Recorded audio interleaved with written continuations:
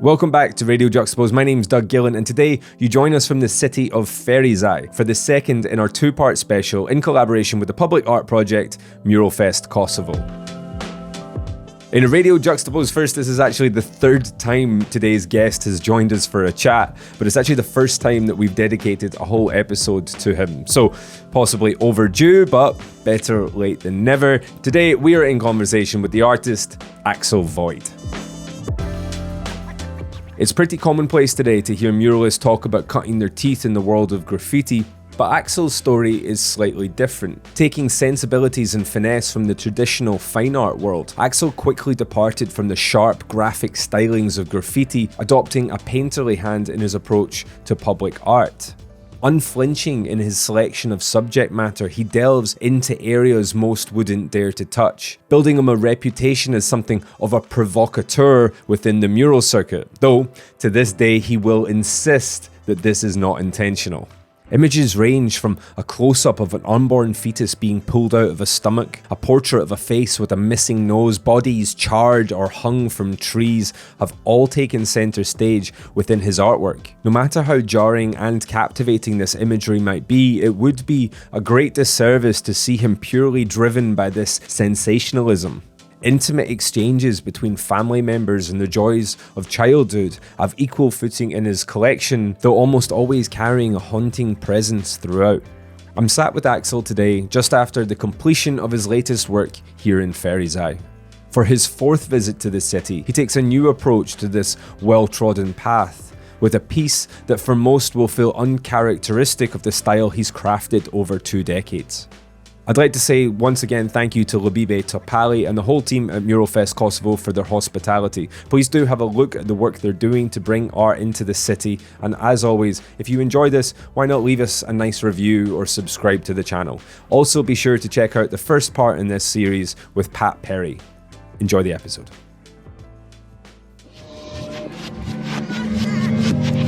Axel, thank you for joining us today. How are you? I'm good. It's so good to be here again.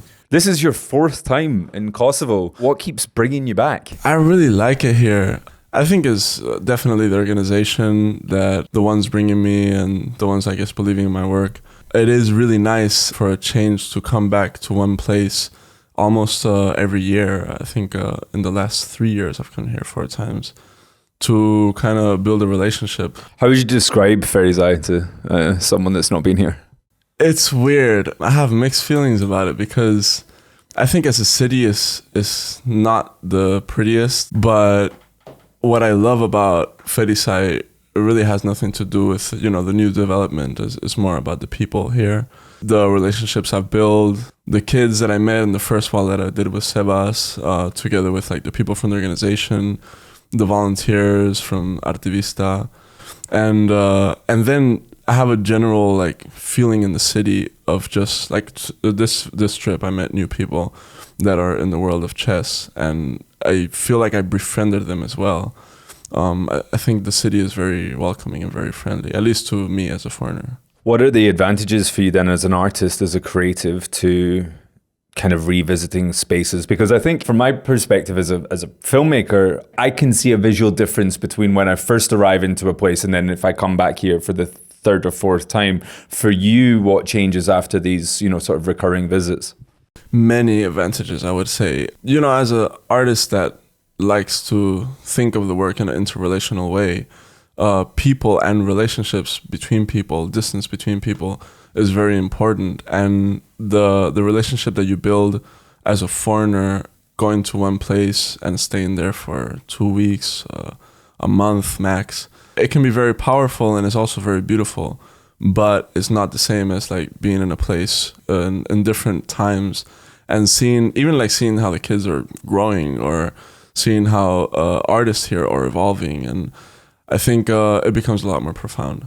It's kind of funny as well because it's such a small city. So I'll find myself coming back here and I'll be walking down the street on my own and I'll just pass someone and I'll be like, "You all right, man?" It's like, how did obviously I know maybe what the initial appeal was. You're a big chess fan. How did the chess kind of connection come in there? So when I was doing the wall with Helen Burr, I was walking down the main plaza and I saw a chess tournament happening, and I couldn't help myself, and I asked them if I could join, and they were super welcoming, super nice, and I did join, and I played chess with a bunch of people, and a lot of them remembered me this time from then. And this time that I came about, I felt like, the way I work is a little complicated for the organization, but I normally don't like to have a sketch done before because of being here and then thinking, oh, I could do something related to chess from that one time that I was here and try to find the people that I was playing with. That was the first connection. It was a few years back. Well, it was 2021, 2020. Mm-hmm. Yeah. I actually remember you playing chess there that first time. So this mural that you've created here is a bit of a departure from what we would recognize as an Axel Void mural. Firstly, before we sort of dissect how this works, can you describe what this art piece is? Yeah, I'll give it a go. It is a literal translation, a gestural, I would say, translation of a chess game between two brothers.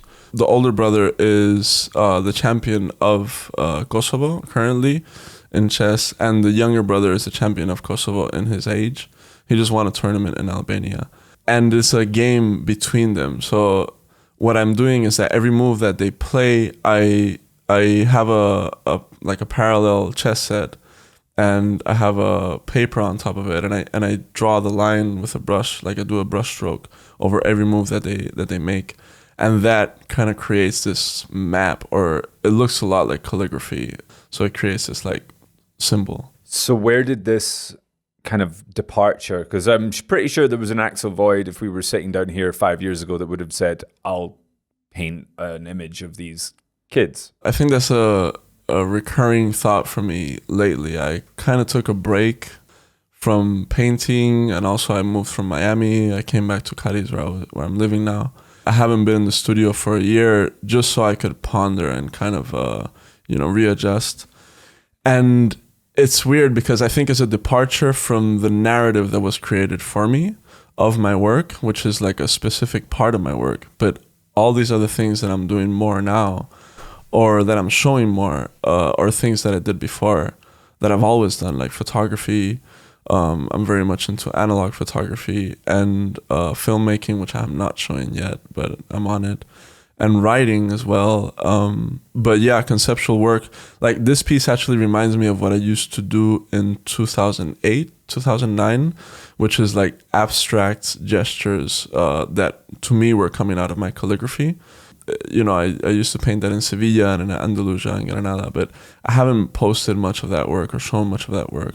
So in a way, it's kind of like trying to control, not falling into this inertia of what my work is supposed to be, or, what people know as my work, which is, I guess, classical painting and like murals or public spaces with this narrative of like everyday people into relational narrative. No? When you said earlier there, this narrative that's been put on me, like, what do you mean by that? How does that work? Do you not control, as an independent artist, do you not control your own narrative? I feel like we don't. I think yesterday we were having this discussion as we went to the American camp. We'll talk about that later. Yeah. We have the illusion of freedom. Like we think, and I know this is a bigger discussion, but it ties into this concept. So let's say we go to a supermarket and we have like 20 different apples to choose from. But still, we don't have the choice to plant an apple in our yard and eat our own apple. To me, this is the illusion of freedom. And I think in a sort of a very unconfigured way, I think the world, and especially the world of art, has a potential or has a tendency towards bringing out some sort of work which is more sensationalist and kind of subduing other form of work. And I think this is a lot through social media. The way that algorithms work and the way that the art world works, they kind of go to what sells. And I think big murals, like big figurative, classical or classically rendered murals, is what the algorithm, and it's also what the world has identified me as. And I'm trying to retake that narrative and control it a bit. Do you find yourself falling into the trap ever of thinking about that final piece of the puzzle, the final stage in this artwork's life of being viewed on social media? Does that ever inform how you're approaching something? Do you ever think, fuck it, I don't care? Or is it like, I need this to bang? Yeah. I mean, I feel like that's like Michel Foucault's panopticon, where you are in the end policing yourself. And I definitely think that happens. Like, the world sees you one way, and when I say the world, I mean, you know, the people around us, right? The world that we know sees you one way, and that kind of influences you. Like Ortega y Gasset was the thinker that proposed you are you and your circumstance. No, so I think your circumstance is inevitably a part of you, and you can't really get away from that. I feel like it has mirrored back into me, and I have seen myself sometimes in that way. So now I'm pondering. That's why I need a distance from it, and I'm pondering on, is that really how I identify and what it is that I do. You know, my actions. Like, I want to identify with the things I do. So on a sort of more practical level, you've turned up to a place.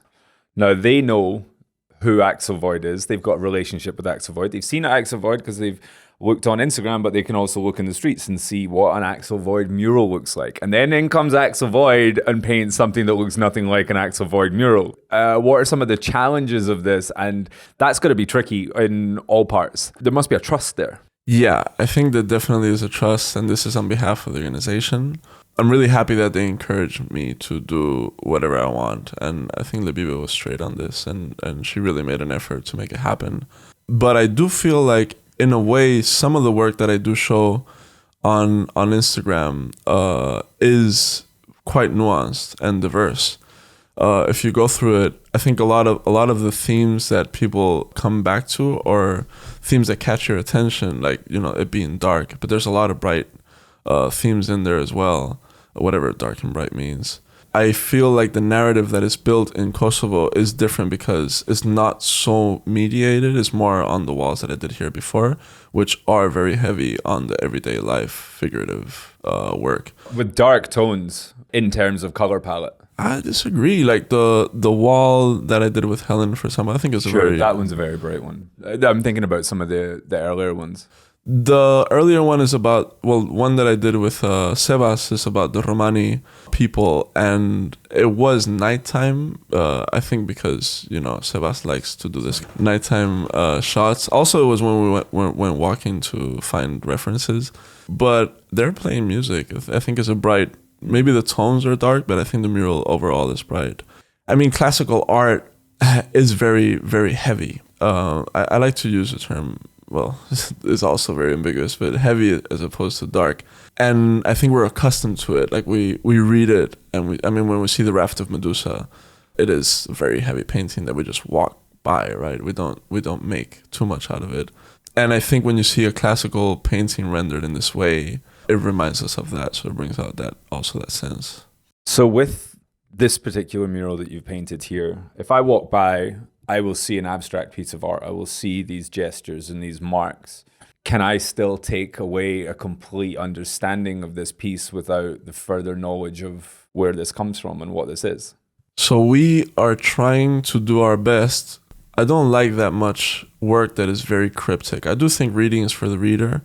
And I think if you see a Rothko, just to take an obvious example, and you don't get it, it is your responsibility to, read into it and try to understand it. Maybe talk to other people as well. But in this case, I feel like trying to make the work as accessible as possible is really important. So one of the things that we're going to do is build a little pedestal on the street and have a plaque that explains the story behind and explains the game.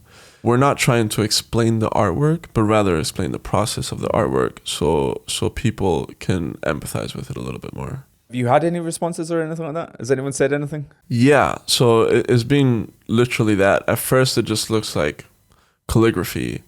And I remember the kids that are living in the house now, they were telling me that.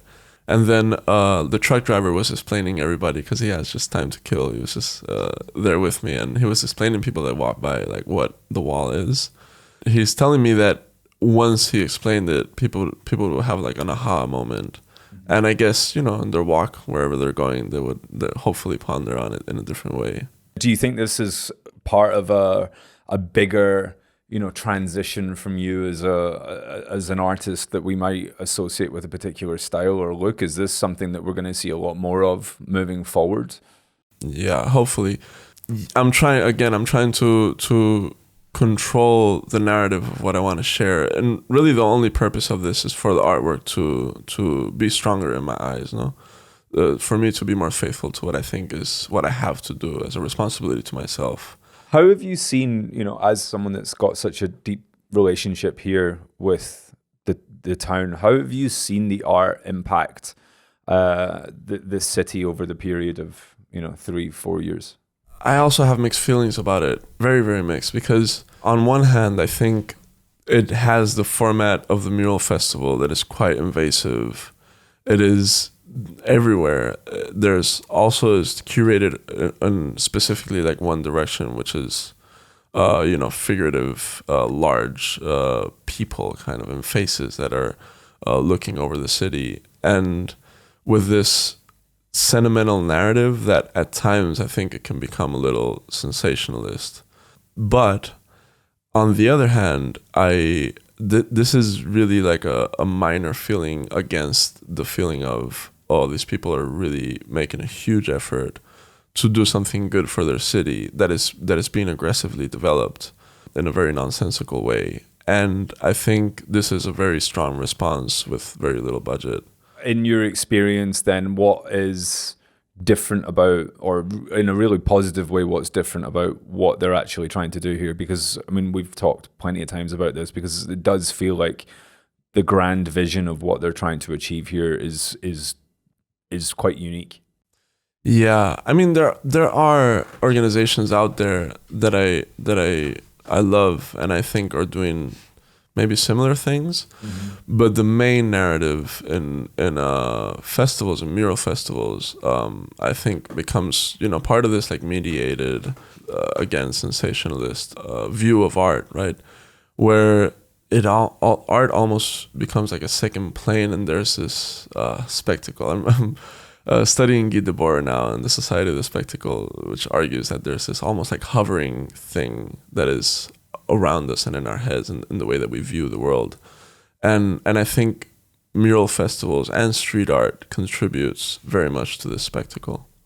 So how does your relationship sit with that then? Because as an active participant in this spectacle, this must be a consideration. Yeah. I think for many years now, embracing the contradiction is really the only way. But what I mean by embracing the contradiction is not just saying, oh, well, is what it is.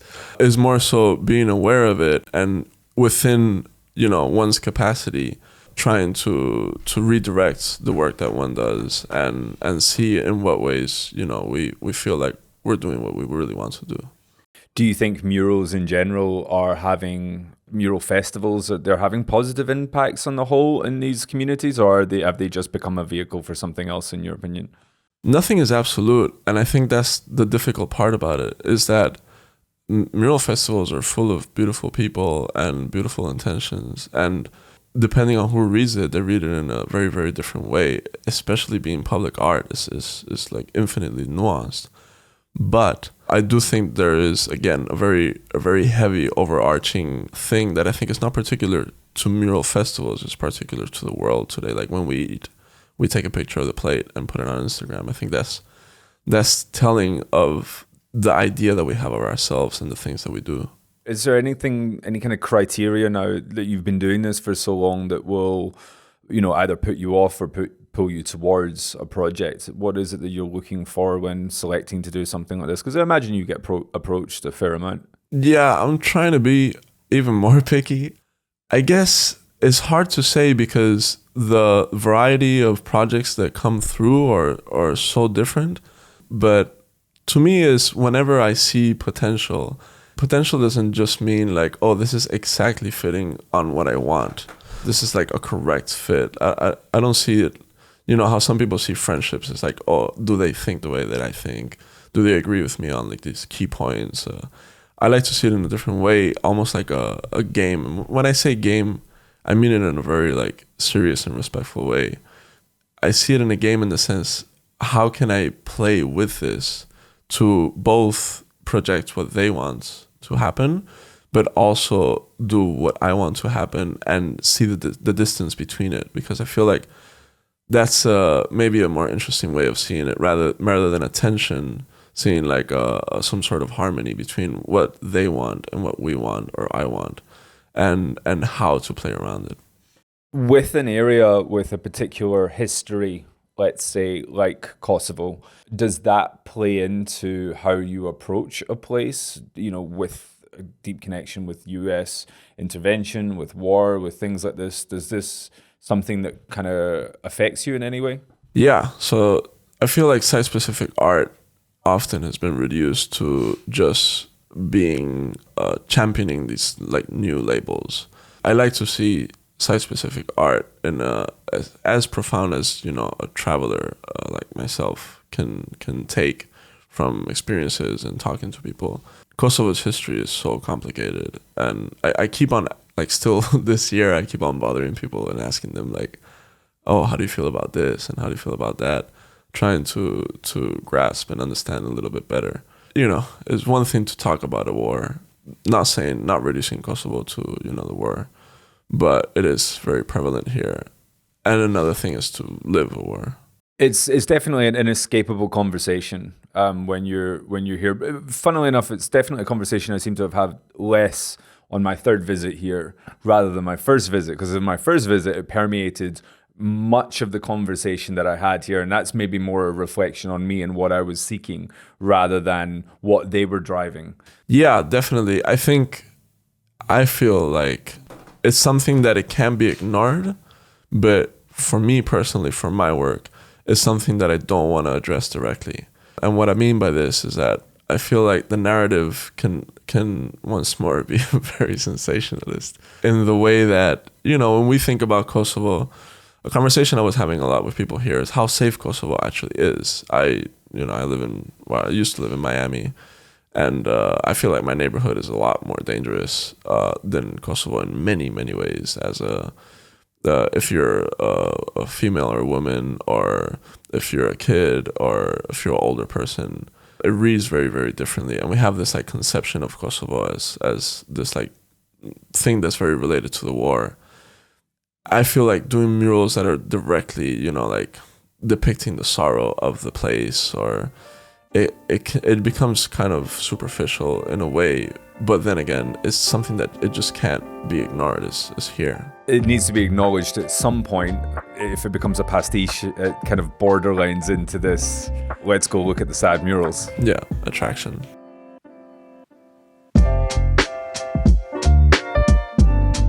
You're listening to Radio Juxtapoz in conversation with Axel Void.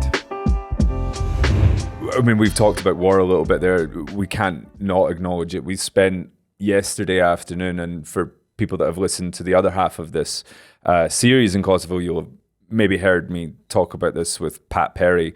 But yesterday afternoon, we spent the day at a US military camp doing a workshop with some young Afghan refugees. How was that experience for you on a personal level? It is also once more mixed feelings, a lot of mixed feelings together. I feel like I'm in a moment in my life where I'm trying to break almost all of my rules, which I think is a good thing. I'm experimenting with it. I think maybe a few years back, I would have been more reluctant to go to an American military camp. I do have empathy or sympathy for many soldiers that I've met, you know, in the States and also out of the States. But I can't help but feel very strange. We were talking about it. It reminded me of like going through the process of going to jail.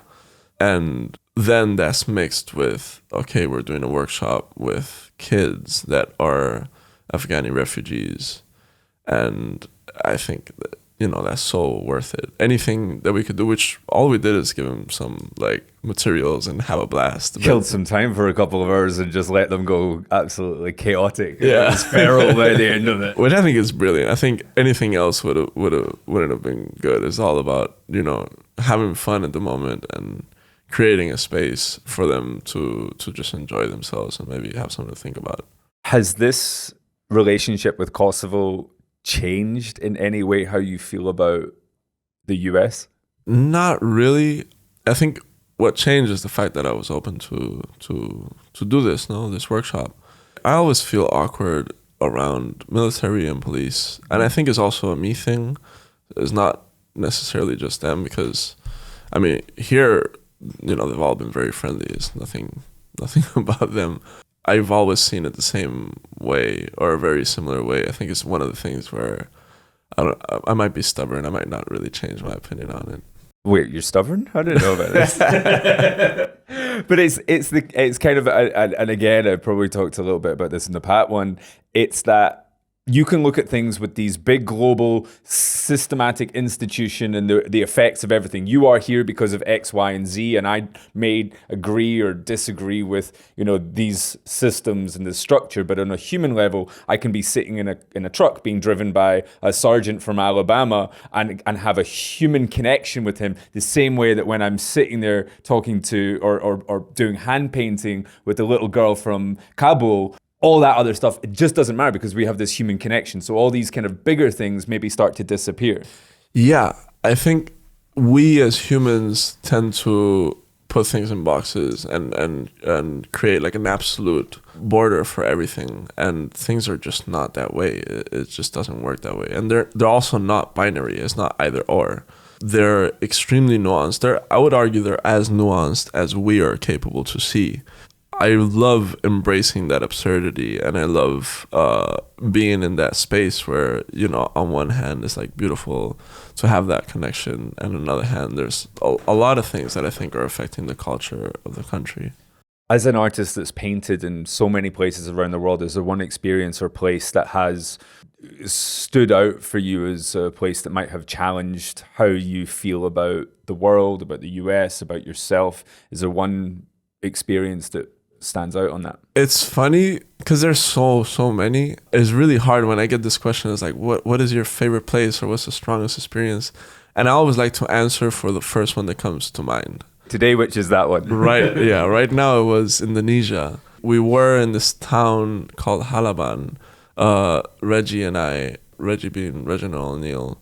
We spent there like a couple of weeks or 12 days in a plantation, living with a family that works there, kind of like a very, very small village of maybe 20 houses, 20 families, and with no electricity, no light.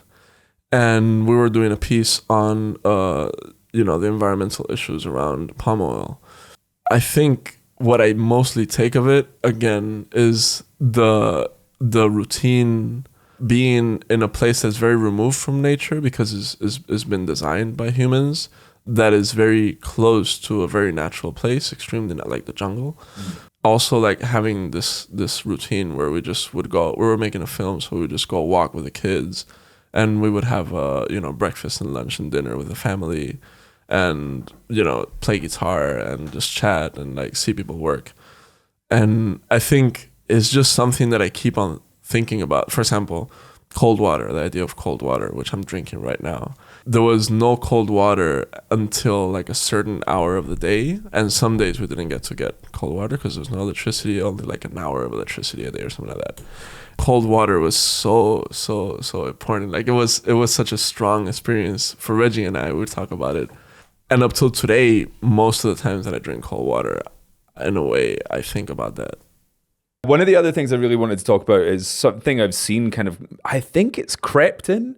I don't know if it's always been there and I've just not noticed it, but it feels like it's crept in. Your relationship with the projector. It seems to be part and parcel of your practice, both inside the studio and outside. How did that weave itself into your practice? Because I know you can paint. Thank you. It's one of the rules that I'm breaking, that I'm allowing myself. I had a conversation with Jose Lodero and Mario Dominguez, who are very dear friends and artists. Jose Lodero was one of my peers, is somebody that I met when I was raised in Cadiz, and Mario Dominguez was my teacher.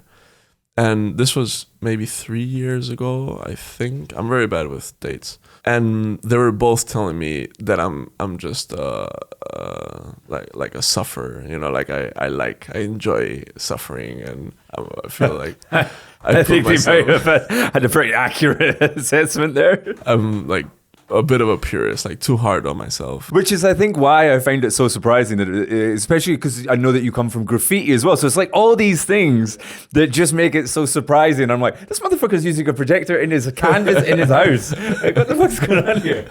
Yeah, I'm also drinking wine, which is like a very, very slowly, but it's a huge, you know, rule that I'm breaking.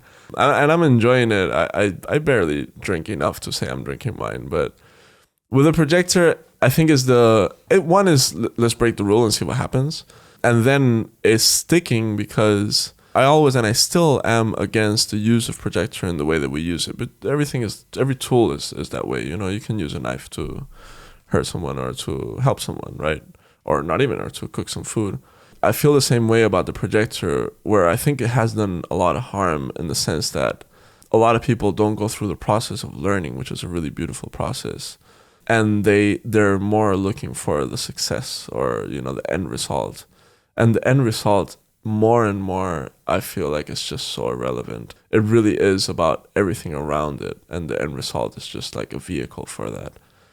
And if you skip the steps, it's like, what's the point? You know, is instead of like having a kid and raising a kid, it's like if you just jump until the end of it and said like, oh, I'm a mom, you know, it's like, well, okay, but the beauty of it is like walking through it, no? I still feel that way, and I don't always use a projector. But then there's another side that is, okay, I've been doing this for like 20 plus years, 23, I think. I really also enjoy using the projector. There's something really beautiful about one painting at night that I really like having this light projected behind me. I don't know, I kind of like the romantic sense. So many mural painters have come from graffiti. Now, graffiti, you generally be out at night in these spaces, and then with murals, you're confined to when the lift operates, and you're in the day, and you know you need the sunlight and everything like that. So maybe it's kind of like reverting back to the primal self. Yeah, it definitely is. And also, for me, sound is very important. You know, I study piano and I like music very much, but just the sound at night, especially when you're up high, is very, very different from the sound in the daytime. And it gives you kind of like this more peaceful feeling. So that's one aspect of it. And then the other one is very liberating to have kind of like a safety net, not even a safety net, a structure to build over. It's like you're doing a sculpture and you already have the basic structure. So you can take a lot of liberties and a lot of freedom once you have the projector. And the painting is always different. It never is the same.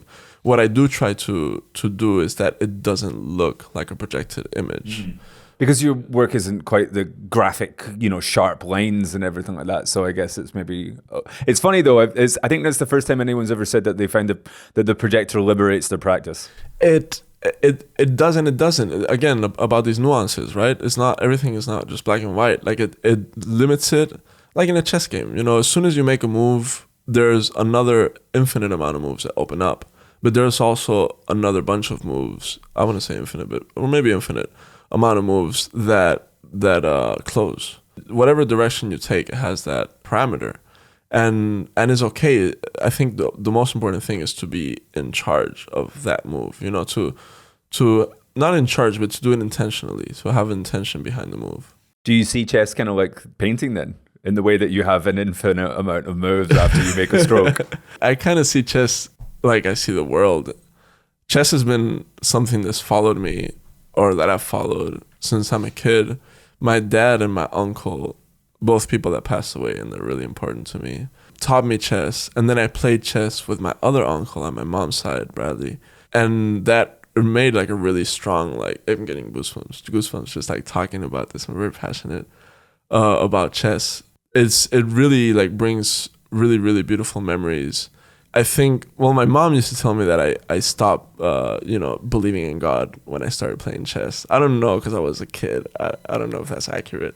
And I think it has always, in a very parallel way, been the way that my head works. Was religion a part of your childhood? So my mom, My mom is amazing. You know my mom. I know your mom. She is amazing. I can testify to that. She's a free thinker, you know, and I feel like as a free thinker, she also embraced spirituality in a very specific way.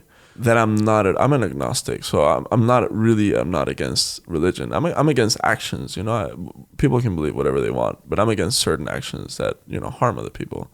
I guess she would consider herself a Christian. Again, she's her own self, and I think she has her own set of beliefs and her own relationship with, you know, spirituality. And up until today, we still have conversations about this, because I tend more to atheism, and she tends more to, you know, spirituality. It was part of my upbringing, in the sense that the only time that my mom and I would spend together would be lunch, because she had to work like several jobs. And I was, you know, in school or in the street, just making trouble or whatever. Mm-hmm. And lunch was like religious, in the sense that we wanted to be together always, every day. It was like our moment to spend some time and chat. And we would make a little prayer, and those prayers were very silly and very loving. They weren't like the classical prayer. It was just like saying some thoughts. So there was a point where I was like, okay, I want to, you know, meet for lunch, but I don't want to pray anymore. I don't feel like I believe in that. Is spirituality, or sort of that sense, is it something you seek? It's one of the rules that I'm trying to break, you know, and this like very structured mindset that I love about myself. I also think there is, because I'm very into philosophy, and I think when I think of, for example, absurdism, which is something that I enjoy, when I think about it in a profound way, I think there's a level of something spiritual in it. And what I mean by spiritual is like Geist, is like the German conception of spirit, or maybe the Greek also conception of spirit, which is, I wouldn't say essence or essential thing, this profound thought that is following us or within us. And in that sense, I think I am spiritual. But it doesn't matter, you know, how you interpret a lot of the religions. I just feel like it's kind of like a cop-out for me. Does art fulfill a role in that space for you? Yeah. There's Zarathustra is a book that I like a lot from Nietzsche. And there's a passage that says that, you know, to pass over the bridge, it's better to pass with one virtue rather than two, because your spirit will be lighter. I'm definitely paraphrasing, but something like sorry, that. I'm not going. I'm just quickly googling it. I actually think the German translation. It's something that I thought about a lot, because I feel like I like to collect virtues. I think I thought of virtues as in like this huge bag that you can just put stuff into. I came to, and this year also, I came to the thought of, I feel like, I don't know how to call it yet, because it's not beauty in the way that, you know, in our modern society we understand beauty, which I think is very reduced. I don't know if aesthetics or, you know, poetics is the word, but for me, this is the foundation of the world. Like, knowledge is nothing, you know, if it's not coming from that standpoint of beauty, or even like help or interrelation. I think for me, beauty is that foundation. So yeah, art is just the practice of that to me is. And I mean it in a very, very general sense. Yeah, not necessarily painting, or do you get the same sense of what you've just described through every single different one, or are you more connected to painting over photography? Or no, that's why I've always just played. You know, I find them, yeah, I find them to be toys. Like I think I spend a lot more time, you know, practicing piano than painting these days. Here, there's a piano in the gallery. They have a mini grand piano, and I go there to play every moment I can. And it's so nice to just be able to walk into a space and like sit and play. I feel like is just wonderful to have all these different ways of languages, I guess, or ways of communication towards like the same thing. We talked a little bit, or you've kind of casually name dropped it a little bit, Cadiz. It's an area that you have a deep connection with historically, but what took you there from Miami again to sort of to revisit these roots, as it were? Miami is for me is a very special place, because one is where I was born. although I wasn't raised there, I would come back every year to see my family. My family, they're Haitian, but they moved there many years ago. And at a time, it was kind of like a big family, and they were all together in this one house that I always thought as home, like we're coming back home. But now a lot of the people are just not there anymore. And I went there to spend the last years with my grandma, her last years. And that was very special to me. And then I stayed because of my mom and my aunt and Reggie, really. I feel like I built a strong relationship with Reggie, and I love to go back to see him.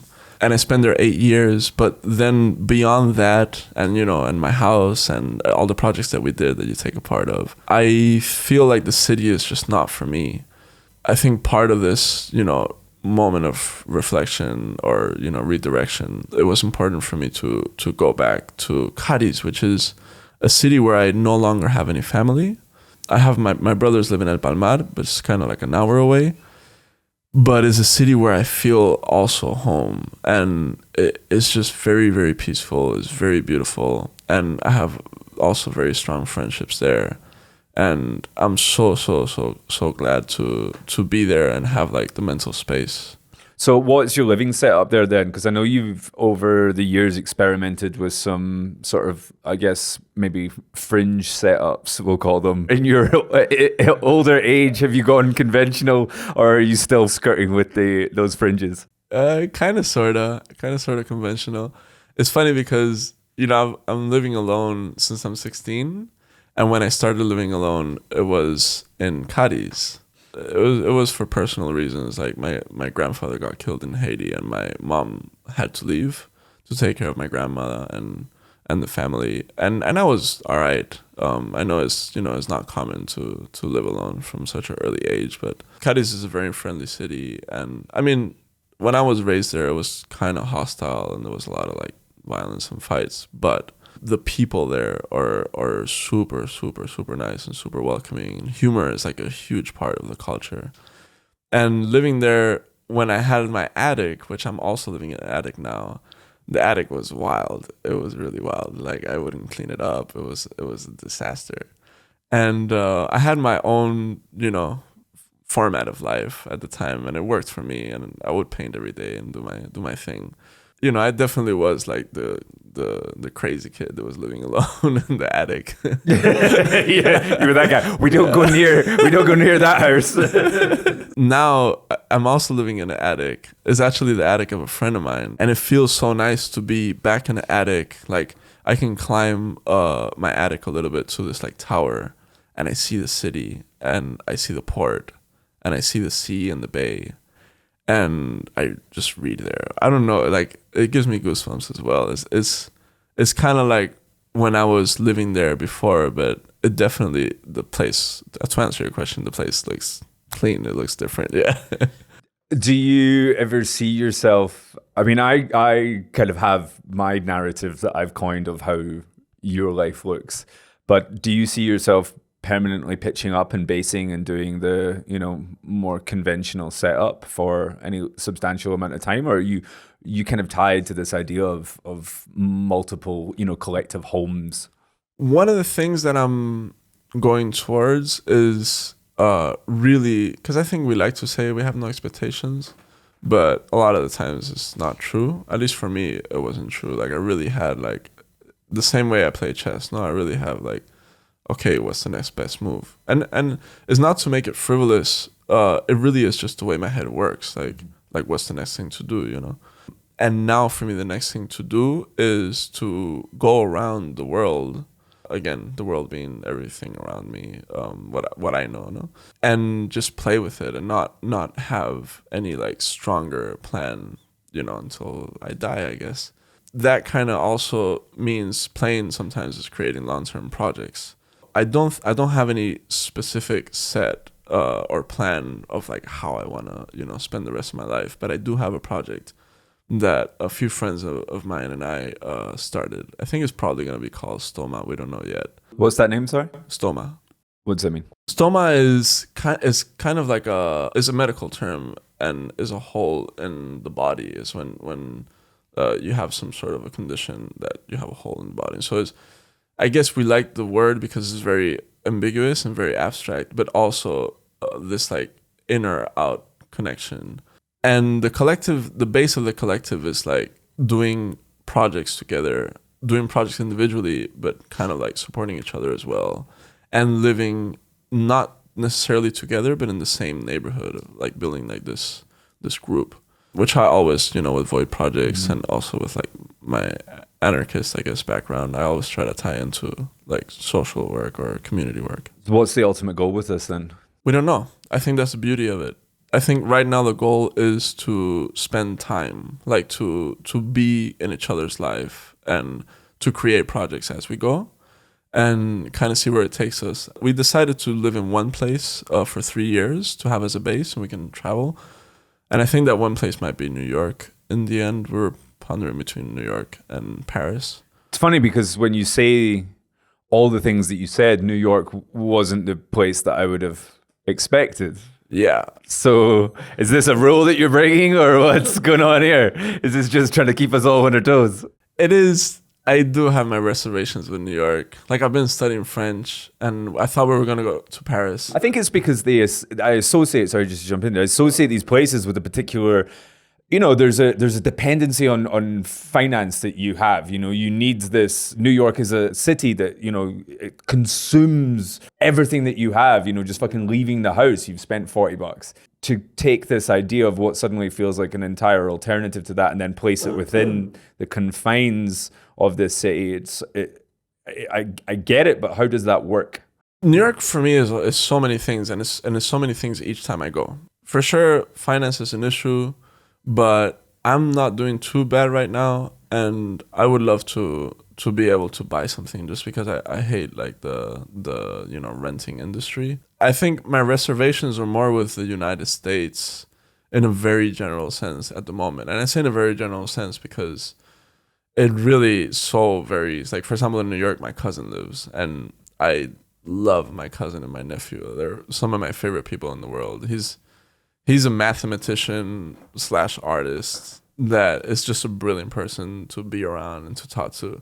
And his kid is equally or superiorly brilliant. Every time I go, like they're kind of my priority. I like spending time with them. So I think New York is a lot of things, and I do have my reservations, but I'm okay with whatever. I guess just make the best out of it. What else is kind of inspiring you at the moment, and what are you sort of finding yourself drawn towards just now? Is it these bigger projects or is it smaller things? I see that as these games, no? All the projects that I have, which I have maybe a little too many, I see them as these games that I'm playing. And there's some that are long-term projects, very, very long-term, and some that are short-term. But the one that's coming to mind, is a series of books. So I always have shared my work through the internet, and I really love the internet as a tool. I think the conception of it, this is debatable, but the conception of it and also even the internet today, I think is a great tool, and it served me so many ways. But I feel like it doesn't have a lot of things that I want, again, in controlling the narrative of my work, that I want in relation to people. And I think one of the things that the internet goes for is like quantity and not quality. I think books are going to be like the right direction for seeking for quality. And I mean quality not just by quality of the image, but quality of the relationship between the person that experiences the artwork and the artwork itself, or the documentation of the artwork. So the first book I'm going to do, I'm working on it with Pavel Rysko, a Polish artist. It's going to be a book of my photography. Normally you'd think I would do a book of my murals, but I think this is also a statement to, this is something I've been doing for years. To control the narrative. Yeah, and to shift it around, and also to allow myself, because for many years I thought of photography as, referential for my painting. And I've been very respectful of photography, maybe too much, in a way that I wouldn't consider myself a photographer. And now I'm just allowing myself to say, hey, I'm also a writer and a photographer, because it's going to have writing and photography. Mm-hmm. What kind of images are we expecting to see in there? Is images mostly, or purely analog, I think. It's images that I take in my trips. There isn't one narrative. I'm actually gonna create a thread through images. So the structure is to take one photo first and then write about it. And then not necessarily in a descriptive way, but do something that relates to it. And then see which the next photo should be. And like that, build the book until I get to a point where it's like, okay, I can close the first volume. And then maybe the next volume, it is, my paintings and my murals, or maybe the next volume is just purely literature or, whatever comes. Is there a harmony between the murals that you're creating and the work in the studio at the moment? Sorry, the harmony between... A harmony, a relationship, a direct relationship between the work that we're likely to see in the street and the work that we're seeing in the studio? I think so. I think there's always been... In fact, I think my friend Emilio Cerezo told me that he thinks that one of the things that I've been like pioneer for is taking contemporary art or studio practice onto the streets. Because at the time that I was doing graffiti as a kid, there was some figurative work. I remember McClimb doing stuff like that, but it was very graffiti heavy, and not a lot of like street artists or muralists were doing this like contemporary art approach to muralism. I feel like the only difference is the context, and every work is site specific, or I try for it to be site specific. Even if it's site specific to my studio at the time, I like to write on the paintings where it was done, But other than that, it's the same thing. It's just different media. What was it that took you from graffiti into this more contemporary work then? I would say I started painting classical, like drawing and painting classical, because of my family. My great-grandfather was a painter, my grandfather was a painter, and my grandmother was a painter. And my uncle is a musician. So my dad also was like a photographer and actor. So, and my grandma was an actor too. So there's a lot of artists in my family. Big family too. Yeah. Yeah. Actually, my family is not that big. On my Haitian side, they had 6 kids, so that's a lot. It was pretty big. Yeah. But we didn't have a lot of cousins. Yeah. So I started drawing classically because I just had it around me. Also in Andalusia, it's just around. People have a culture for Velázquez and Murillo and of course Picasso. And then I stumbled upon graffiti. I think through skateboarding. I was skateboarding first. We were just curious kids. I really love my relationship with hip hop because it's very different from, the American experience. It's more like just kids that are curious to do something different, right? Like we didn't want to do flamenco. We didn't want to like, at the time there was this urban tribe, which was the Angangos or Kies, which are like troublemakers that would listen to like breakbeat and kind of get into fights. And we didn't want to do that either. So we just found hip hop kind of randomly. I think through Sevilla, a connection with Sevilla and the military base in Sevilla originally. And then I started doing like traditional graffiti, but quickly I started to be like, I can mix, my classical painting. And then I would start to see the things that I was inspired by. The things that I really was inspired by. I remember looking at the Wanted magazine, which was like a really old graffiti magazine, and seeing like different stuff that is not trains and walls. Maybe like Sat One was one of the people that I used to see when I was a kid. It's like, I like this. This is a little different. The work that he was doing back then is not as contemporary as the work he does now. But I started to look into, art. And art that's being done today, and try to make a bridge between it. Do you still have a fondness for it? You still... Contemporary? No, graffiti.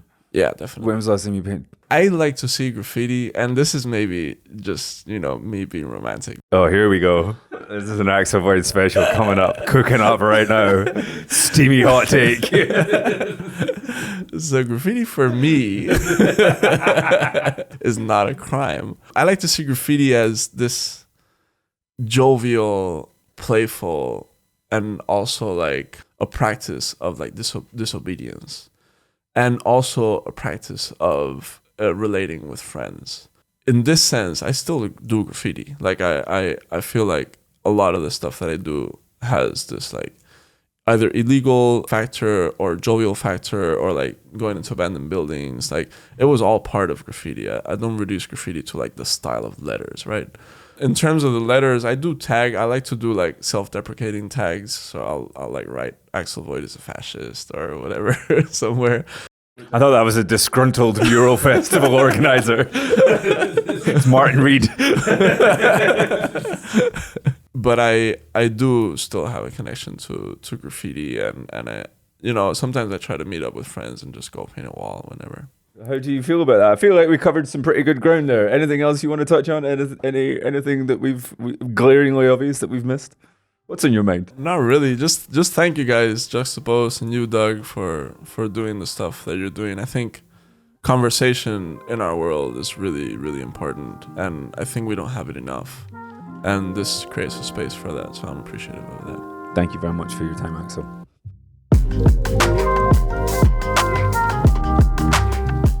That was Alejandro Hugo Dordamevs, as he's known to his ma, or Axel Void, as he's known to the rest of us. You can find out more about Axel's work in the show notes for this episode, along with all the relevant information around Mural Fest Kosovo.